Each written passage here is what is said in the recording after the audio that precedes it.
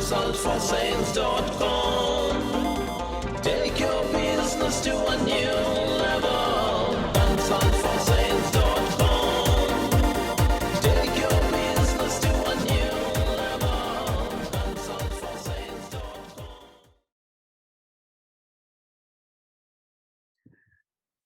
Fine.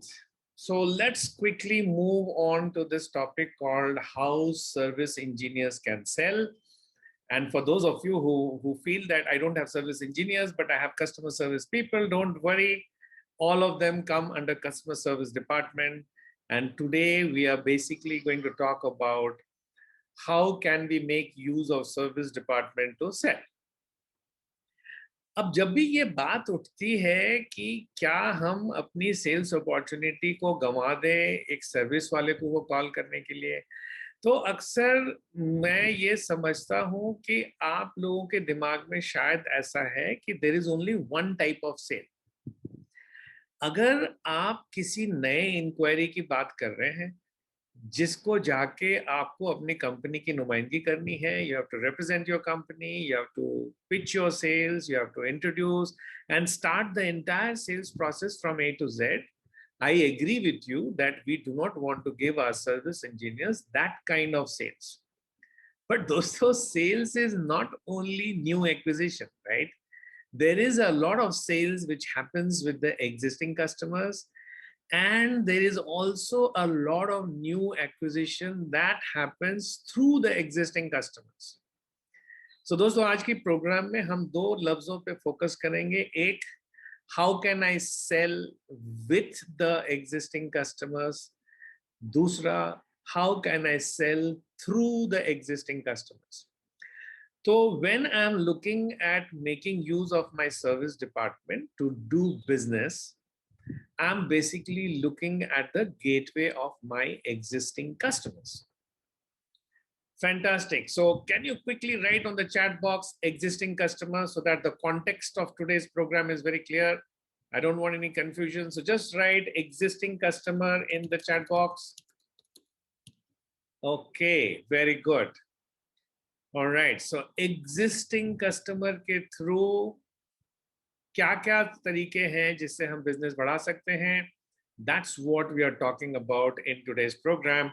I welcome you, Praveen Panchbhai, Punjab Machine Tools, Sanjay Agarwal, and so many more who will be joining in shortly.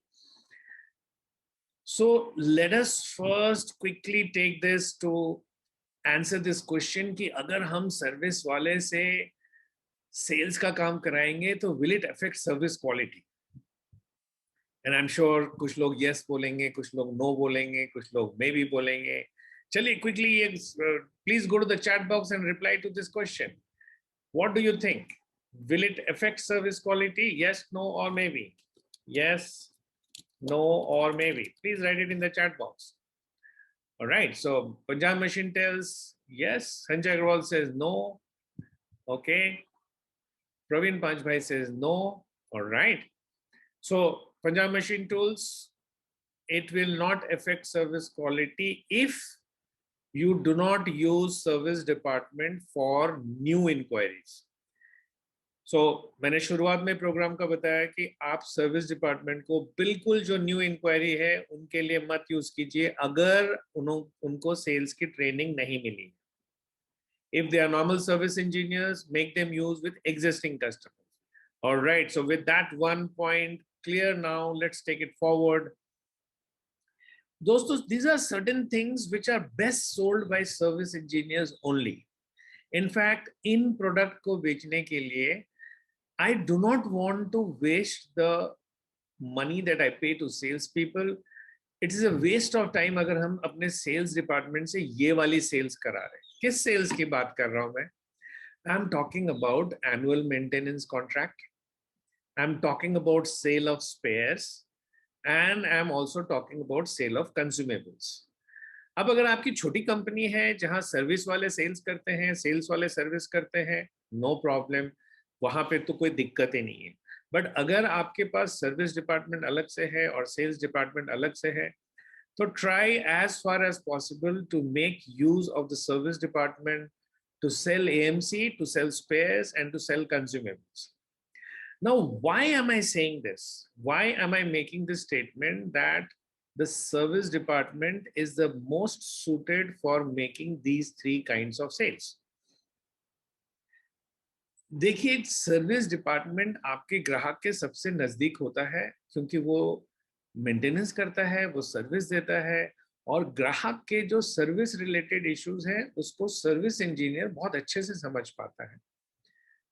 तो annual maintenance contract, सबसे पहली बात तो कब renewal date है, कब renew करना चाहिए, किस कारण से रिन्यू करना चाहिए, and why is it important for the person to go for AMC, ये सर्विस इंजीनियर से ज्यादा अच्छा कोई नहीं बता सकता।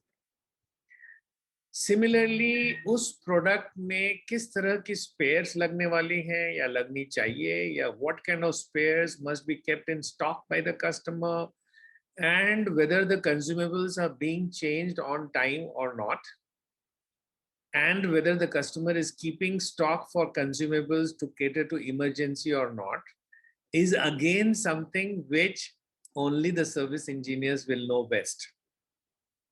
अक्सर आपने सुना होगा कि सडनली मशीन की कोई पार्ट उड़ गई और आपके पास उसका स्टॉक नहीं है, और इसके कारण कस्टमर आग बबूला हो रहा है, और आप पूरी कोशिश करने के बावजूद कंज्यूमेबल्स को लाते लाते 3-4 दिन का वक्त बीत गया एंड कस्टमर डिससेटिस्फाइड हो गया। होता है ना दोस्तों? तो ऐसा क्यों होता है? अगर मान लीजिए आपका service engineer has done a proper planning with the customer, and only the service engineer can do it.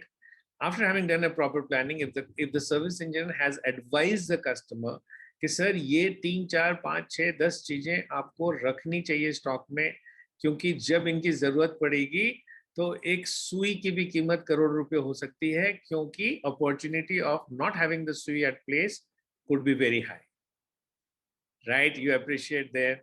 तो annual maintenance contract, spares and consumables, ये 3 हेड है which is a no brainer. ये वाली टारगेट्स तो हम service department को ही देना चाहिए।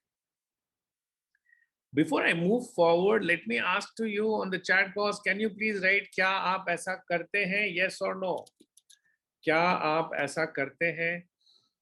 Okay, Sanjay Agarwal is asking question, kindly clarify consumables.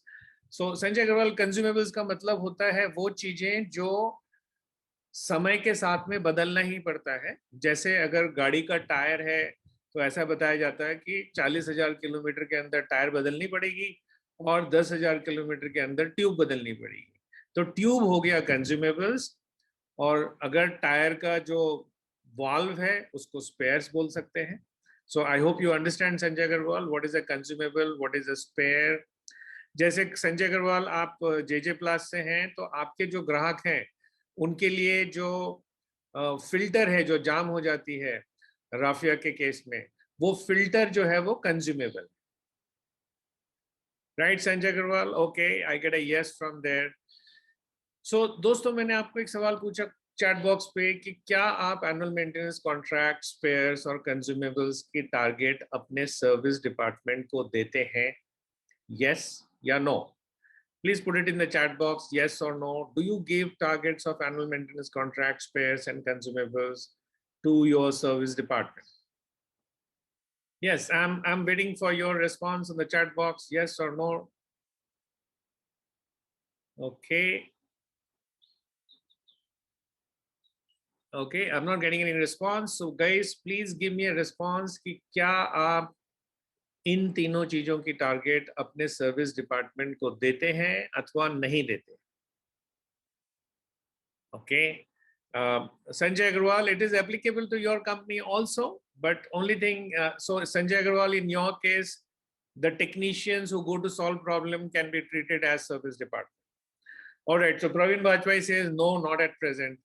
ठीक है, तो चलिए समझ लेते हैं कि ये वाली टारगेट कैसे देनी चाहिए, क्योंकि to set a target for service department, there must be a mathematical model on which you can set the targets. So the concept of hit ratio is used to arrive at the sales targets. किसकी sales target की बात कर रहा हूं मैं? Service department की sales target की बात कर रहा हूँ. Do we give sales targets to service engineers? बहुत लोगों से जब मैं पहली बार ये सवाल रखता हूँ तो बोलते हैं यार ऐसा कैसे है, या तो सर्विस इंजीनियर कह लो या सेल्स इंजीनियर कह लो, अगर हम सर्विस इंजीनियर को सेल्स टारगेट देंगे तो ये बड़ा अटपटा लग रहा है सुनने में. बिल्कुल अटपटा नहीं है दोस्तों, this is very normal. So let me show you how to assign service people their targets. तो देखिए ये फर्स्ट कॉलम में मैंने annual maintenance contract, consumable, spares, ये तीनों आइटम लिख लिए. अब there is a concept of hit ratio. Hit ratio का मतलब है कि एक ग्राहक बनाने के लिए कितने ग्राहक को मिलना पड़ता है. तो मान लीजिए कि एनुअल मेंटेनेंस कॉन्ट्रैक्ट की मैंने रेशियो रखी है 33%, यानी कि 3:1. यानी कि अगर प्रवीण पांच भाई आप कंप्यूटर के हार्डवेयर मेंटेनेंस में हैं, तो अगर मान लीजिए आपके 1000 इंस्टॉलेशन हैं और 1000 जगह से आपकी अपेक्षा है कि आप एएमसी लेना चाहते हैं, तो अगर आपका सर्विस इंजीनियर 1000 जगह जाके एएमसी का तगादा करेगा तो 3:1 के रेशियो में क्लोज होगा. 1000 लोगों से बात करेगा तो 300 जगह पे क्लोज होगा. This is what I call hit ratio. So similarly consumable के केस में अगर ये एक एग्जाम्पल है दोस्तों, इसको एग्जाम्पल के तौर पे पकड़िए. ये नंबर्स जो हैं आपके बिजनेस के हिसाब से चेंज होंगे. सो कंज्यूमेबल्स मान लीजिए मैं पकड़ता हूँ कि पर केस 200 रुपये का लगेगा, और स्पेयर्स मान लीजिए कि पर इंस्टॉलेशन 100 रुपया का जाएगा. अब ये जो हिट रेशियो की गणना है ये हमारा गेस्टिमेट है. It is a guess based on certain estimates. This is what I call guesstimate, and this is based on my past experience. अब देखिए मजे की बात कैसी है कि अगर एनुअल मेंटेनेंस कॉन्ट्रैक्ट का हिट रेशियो 3:1 पकड़ेंगे और मान लीजिए कि टोटल नंबर ऑफ केसेस आपके पास 500 हैं, तो 2000 रुपया अगर एएमसी का कॉस्ट है, तो देखिए 3:1 के रेशियो में 500 केसेस से जब हम बात करेंगे तो 150 केस एएमसी लेगी, और पर एएमसी मैंने 2000 रुपया पकड़ा है, तो 3 लाख का एएमसी बन सकता है. तो सेल्स टारगेट ऑफ एएमसी मैंने लड़के को, अपने सर्विस इंजीनियर को दे दिया 3 लाख का, और उसको ब्रेकअप बता दी. इसी तरीके से कंज्यूमेबल्स को अगर मैं पकड़ूं 200 रुपीज पर केस, और अगर हमारे 100 केसेस हैं जहां पे कंज्यूमेबल्स के लिए हमें अप्रोच करना है, तो 20,000 का टारगेट ये हो गया. और अगर पर इंस्टॉलेशन 100 रुपए की स्पेयर्स लगती है, तो 500 इंस्टॉलेशन अगर विजिट करता है सर्विस इंजीनियर, तो 500 इंटू 100 यानी 50,000 उसको स्पेयर से निकाल सकता है. तो कुल मिला के उसकी जो सेल्स टारगेट है वो 3,70,000 की आ गई. दोस्तों इस कैलकुलेशन में समझने वाली बात यह है कि have I made any assumption which is wrong, or is there any discomfort with any one of you to accept this calculation? I repeat, मैंने एनुअल मेंटेनेंस कॉन्ट्रैक्ट का एक रेशियो पकड़ा 3:1. मैंने 500 केसेस हैं ऐसा एज्यूम किया हूँ, 500 को अप्रोच करूंगा, 150 क्लोज होंगे, और एक केस में 2000 मिलती है तो 3 लाख मिलेगी. 20,000, 50,000, 3,70,000. Do you agree to this methodology of doing the calculation for arriving at the sales target of service people? Just write a yes or no on the chat box. क्या आपको पच रहा है, क्या आपको लग रहा है कि ये संभव है, आप कर सकते हैं, या क्या असुविधा लग रही है? आप अपने चैट बॉक्स पे सवाल रखिए ताकि मैं आपके सवाल का जवाब दे सकूं. ऑलराइट, मेरी नजर आपकी चैट बॉक्स पे है ये देखने के लिए कि do you agree with me or not, और साथ ही साथ आपके दिमाग में अगर कोई प्रश्न है तो पूछिए. सो चैट बॉक्स में मेरी नजर है अभी तक कोई जवाब नहीं आया. सो प्रवीण पांच भाई, Sanjay Agarwal and all of you there, Punjab machine tools, please put your yes or no on the chat box. Can you follow this method to fix the sales target of your service engineers? Yes or no? Please write it in the chat box. Okay. All right. अब थोड़ा next level पे चलते हैं। Next level की बात है, क्योंकि अभी जो मैंने बताया आपको ये तो करना ही चाहिए, क्योंकि नहीं करने जैसा कुछ नहीं है इसमें। And this is best done through service engineers. इतना करने के बाद अब नेक्स्ट लेवल की बात करना चाहता हूं आपसे कि service engineers can cross sell. They are the best people to do cross selling, क्योंकि सर्विस इंजीनियर्स जाते हैं इंस्टॉलेशन में, ग्राहक को जानते हैं, ग्राहक के नीचे के लेवल को के लोगों को जानते हैं, और बार बार उनका जाना होता है कस्टमर के पास। तो अगर आपके सर्विस इंजीनियर को ट्रेन कर दिया जाए तो सर्विस इंजीनियर्स की आंखें सतर्क हो जाती हैं कुछ चीजों को देखने के लिए। मसलन जब भी सर्विस इंजीनियर कॉल पे जाएगा तो वो समझेगा कि क्रॉस सेलिंग की क्या क्या अपॉर्चुनिटी है। देखिए, क्रॉस सेलिंग का मतलब होता है कि मान लीजिए एक कंप्यूटर सर्विस इंजीनियर है और वो मशीन की एएमसी के लिए सर्विस देने जाता है, तो कॉम्प्लीमेंट्री गुड्स देखता है कि इसके पास प्रिंटर है कि नहीं, इसके पास स्कैनर है कि नहीं, इसके पास कुछ सॉफ्टवेयर की जरूरत है क्या। और उन चीजों की जरूरत अगर उसे दिखती है तो depending on the company policy या तो सर्विस इंजीनियर खुद उसको बेचने की कोशिश करता है, या वो आके अपने सेल्स टीम को इत्तला करता है कि भाई मेरे इस कस्टमर के पास फलाने क्रॉस सेलिंग की अपॉर्चुनिटी है। अब देखिए, इसमें सर्विस इंजीनियर को किस तरह की ट्रेनिंग देनी पड़ेगी। सर्विस इंजीनियर्स को पहले तो हमें बताना पड़ेगा कि आपके जितने भी प्रोडक्ट्स बिकते हैं, हर प्रोडक्ट के साथ में कॉम्प्लीमेंट्री गुड्स क्या है। अब देखिए ना, जैसे मैंने आपको एग्जांपल दिया कि अगर एक कंप्यूटर इंजीनियर जब कंप्यूटर की सर्विस करता है तो उसकी नजर प्रिंटर, फैक्स, स्कैनर, सॉफ्टवेयर पे होनी चाहिए।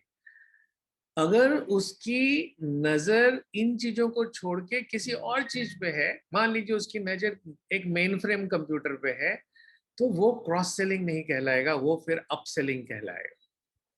तो सबसे पहली ट्रेनिंग जो मुझे सर्विस इंजीनियर्स को देनी चाहिए, उनको क्रॉस सेलिंग के बारे एजुकेट करना चाहिए, उनको क्रॉस सेलिंग की लिस्ट बतानी चाहिए कि भाई ये हमारे प्रोडक्ट्स हैं जिनको क्रॉस सेलिंग करना है, और उनको क्रॉस सेलिंग करने का तरीका बताना चाहिए। ऐसा मैथमेटिकली बताया गया दोस्तों कि 8% की क्रॉस सेलिंग आराम से हो सकती है।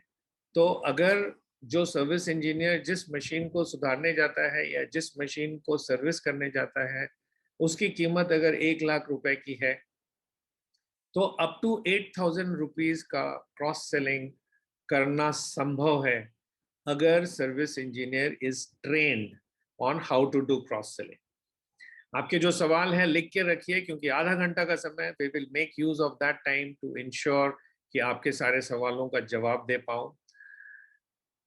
इसी तरीके से क्रॉस सेलिंग के अलावा service engineers can also take referrals. They should take the referrals from the customer, क्योंकि देखिए service engineers are the most suitable to take reference, क्योंकि उनका एक रिश्ता हो जाता है। और नॉर्मली सर्विस इंजीनियर्स के साथ ग्राहक का एक नॉन थ्रेट एटमॉस्फेयर रहता है। मैंने बहुत बार देखा है कि customer is ready to meet the service engineer, but अगर सेल्समैन का फोन आता है तो वो थोड़ी कन्नी काटता है कि नहीं यार मुझे दोबारा उससे नहीं मिलना, बट सर्विस इंजीनियर से मैं मिल सकता हूँ। तो इसको मैं बोलता हूँ नॉन थ्रेट रिलेशनशिप, क्योंकि सर्विस इंजीनियर सर्विस देने आता है, कस्टमर की मदद करने आता है, तो बहुत बार सर्विस इंजीनियर्स के साथ नॉन थ्रेट रिलेशनशिप रहती है।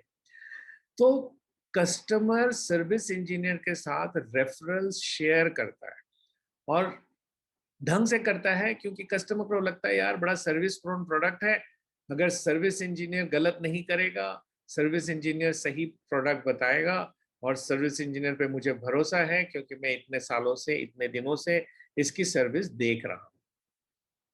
तो दोस्तों, 3 तरह की सेल मैंने पहले बताई थी, एएमसी, कंज्यूमेबल, स्पेयर्स। इन तीनों के बाद चौथा तरीका मैंने बताया क्रॉस सेलिंग। पांचवा तरीका बता रहा हूं रेफरल सेलिंग। और ये सारे तरीके हैं जो सर्विस इंजीनियर बखूबी से कर सकता है। और मैं हमेशा बताता हूं कि सर्विस इंजीनियर से अगर रेफरल सेलिंग और क्रॉस सेलिंग कराना है तो उनको ट्रेन कीजिए, खुद ट्रेन कीजिए, बाहर से करवाइए, एक्सपर्ट बुलाइए, लेकिन don't take it for granted. उनको ट्रेन कराइए और थोड़ी सी ट्रेनिंग के साथ वो बहुत अच्छा काम कर पाएंगे। सो द नेक्स्ट जो 6 तरीका बता रहा हूं, सर्विस इंजीनियर्स कैन अपसेल। अब देखिए सर्विस इंजीनियर जो अपसेलिंग है, अपसेलिंग मतलब जो मॉडल की सर्विसिंग हो रही है उसी का ऊंचा मॉडल बेचना। अगर मान लीजिए कि कोई एक लैपटॉप की सर्विसिंग करने गया है, तो उस लैपटॉप, अब कोर 9 लैपटॉप पे सर्विसिंग हो रही है, तो सर्विस इंजीनियर अगर उसे बताए कि सर आप कोर 10 प्रोसेसर ले लीजिए क्योंकि कोर 9 ऑब्सोलीट हो गई है और इसमें ग्राफिक कार्ड्स अच्छे नहीं हैं, तो शायद कस्टमर कोर 10 की लैपटॉप ले पाएगा। तो ये जो प्रथा है इसको अपसेलिंग कहते हैं। और अपसेलिंग करने के लिए 3 चीजें जरूरी है। पहला, ऑफ कोर्स हमें सर्विस इंजीनियर्स को ट्रेन करना पड़ेगा कि कैसे अपसेलिंग करें, क्योंकि गलत तरीके से अपसेलिंग करेंगे तो शायद हम कस्टमर को लूज कर सकते हैं। Second is that he has to ensure that 100% of the product is used. एक बड़ी मजेदार कहानी है, मैं किताब में पढ़ रहा था स्टीव जॉब्स की। तो स्टीव जॉब्स का कहना था कि अगर हम अपने आईफोन का एक मॉडल जब लॉन्च करते हैं, और नॉर्मली देखिए एप्पल वाले हर 6 महीने साल भर में एक नया मॉडल ले आते हैं, तो स्टीव जॉब्स का कहना था कि जिस स्पीड से हम मॉडल ला रहे हैं, अगर उस स्पीड से हमारा ग्राहक प्रोडक्ट की यूज कर पाए ताकि ग्राहक प्रोडक्ट को ऑब्सोलीट डिक्लेयर करे। मसलन कि if you have purchase a i10 phone, mobile phone today, and if the service engineer ensures कि आपकी एप्पल की जो फोन के फीचर्स हैं, जो बेनिफिट्स हैं, उसको 100% उसने आपसे यूज करवा लिया, तो जब आप उसके सारे फीचर्स को यूज कर लेंगे तो कहीं ना कहीं आपके दिल में एक ख्याल आएगा कि यार अब तो ये फोन ऑब्सोलीट हो गया मेरे लिए, इसमें तो जितना चीज था मैं सब यूज कर लिया, चूंकि मैं अफोर्ड कर सकता हूं तो why not go for the next model. और इसी को कहते हैं कि एक नीति के तहत एग्जिस्टिंग प्रोडक्ट को ऑब्सोलीट बनाना ताकि ग्राहक अपसेलिंग के लिए जाए। So 100% usage of product, customer outgrows the machine if full usage is done. अब पंजाब मशीन टूल्स वाले हैं यहाँ पे, तो वो सोच रहे हैं कि यार अगर हम एब्रेसिव्स बेचते हैं किसी कंपनी को तो हम उसमें कैसे अपसेलिंग कर पाएंगे। तो यहाँ पे पंजाब मशीन टूल्स के लिए मैं कहना चाहूंगा कि अगर आप एब्रेसिव्स बेच रहे हो तो वो कंज्यूमेबल्स में आता है, और कंज्यूमेबल पे कोई अपसेलिंग नहीं होती है, कंज्यूमेबल पे रेगुलर सेलिंग होती है, जैसा कि पहले बात हो गया। अपसेलिंग सिर्फ सप्लीमेंट्री आइटम्स पे होगा। अगर आपने किसी प्रोडक्ट को बेचा है किसी कस्टमर को, मान लीजिए आपने पिस्टन बेचा है, कंप्रेसर बेचा है, या कोई एयर पंप बेचा है, तो इन चीजों पे अपसेलिंग हो सकती है। 250 किलोवाट का कंप्रेसर 350 किलोवाट के कंप्रेसर से अपसेल हो सकता है, राइट।